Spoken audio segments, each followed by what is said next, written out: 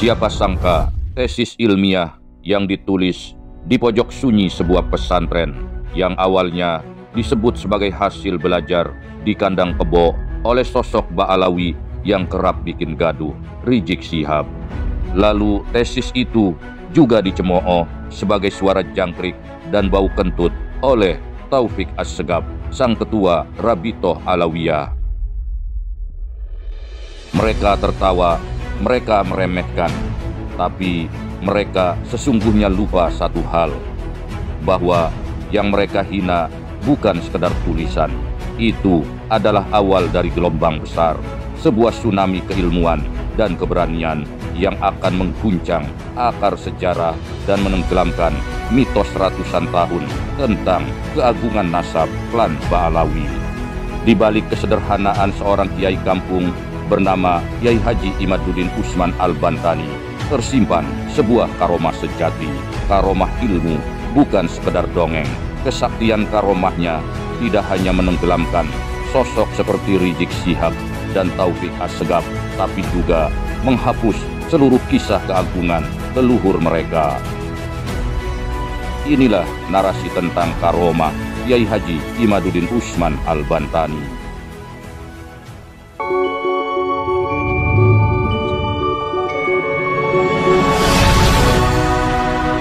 Assalamualaikum warahmatullahi wabarakatuh.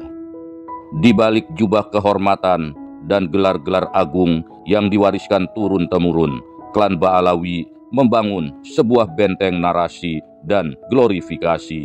Benteng yang berdiri kokoh di atas kisah-kisah karomah para leluhur mereka. Sebagai salah satu contoh, kita semua tentu pernah dibuat tercengang dengan kisah Faqih Al-Muqaddam atau Muhammad bin Ali Ba'alawi yang karomahnya mampu mengalami mi'raj ke langit sebanyak 70 kali dalam satu malam. Kisah ini ditemukan dalam kitab Ad-Durar As-Sani fi Manaqib As-Saddah Al-Ba'alawiyah karya Ali bin Hasan Al-Atas, seorang penulis dari lingkungan internal Ba'alawi yang banyak menulis manaqib tokoh-tokoh leluhurnya. Dalam kisah tersebut disebutkan, wa qad rafa'ahu Allah Ta'ala illa samai sab'in marratan fi lailatin wahidah, dan sesungguhnya Allah telah mengangkatnya ke langit sebanyak 70 kali dalam satu malam. Keterangan ini jelas menunjukkan klaim karomah yang menyerupai peristiwa Isra Mi'raj Nabi Muhammad Sallallahu Alaihi Wasallam, bahkan jauh lebih dahsyat lagi. Dan ini dialami oleh tokoh dari klan Ba'alawi. Kisah ini sering dijadikan dalil untuk menegaskan status spiritual yang tinggi dari Faqih Al-Muqaddam dalam tradisi mereka. Kisah ini sudah pasti tidak memiliki sanad yang jelas atau dasar yang bisa diverifikasi dari sumber-sumber utama Islam seperti kitab-kitab hadis atau asar sahabat maupun ulama, dan kisah ini jelas lebih bersifat sebagai hagiografi atau pengkultusan dalam tradisi sufi Tarekoh Hadramaut. Perlu diingat pula, ini adalah salah satu dari sekian banyak klaim luar biasa dalam kitab-kitab manaqib internal yang jika dikritisi dengan pendekatan ilmiah dan syar'i membuka ruang untuk dialog tentang batasan definisi antara karomah dan mitos. Masih banyak lagi kisah karomah lainnya dari para leluhur Ba'alawi, mulai dari kisah seseorang yang dikatakan bisa menyeberangi lautan tanpa perahu, hingga cerita tentang petunjuk gaib yang konon mampu membimbing umat menuju keselamatan dunia dan akhirat.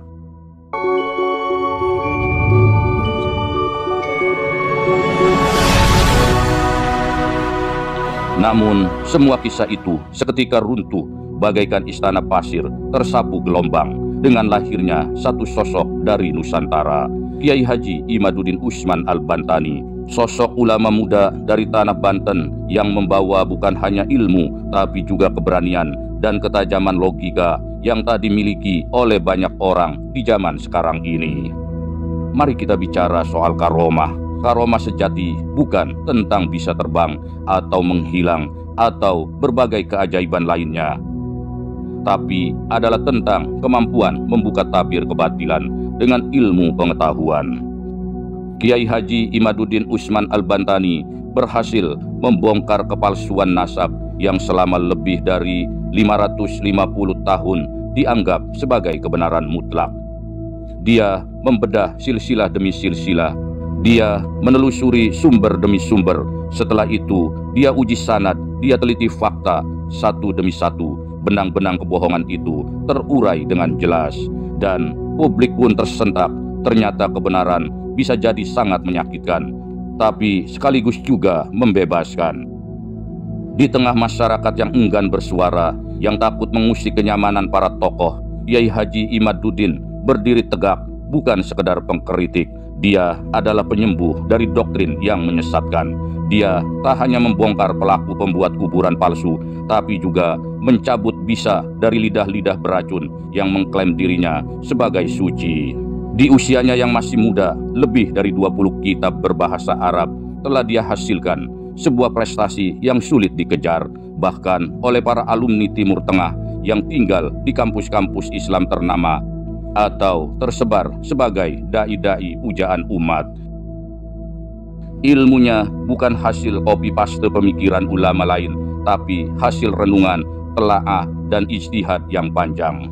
Dan lihatlah, siapapun yang mencoba menyerangnya dengan tanpa dasar, tanpa ilmu yang kokoh, maka dipastikan akan jatuh, tertelanjangi oleh kebodohan dan kebusukan niatnya sendiri. Masyarakat kini semakin melek, tak mudah lagi dibutakan oleh simbol-simbol kesucian. Mereka mulai paham, ilmu tak diukur dari seberapa panjang gelar di belakang nama, tapi dari sejauh mana ia mampu membedakan yang hak dan yang batil. Bagaikan pasukan semut, dukungan dari berbagai penjuru mulai berdatangan. Mereka bukan datang karena disuruh atau dikomando atau diberi bayaran dengan sejumlah uang, tapi karena nurani mereka terpanggil.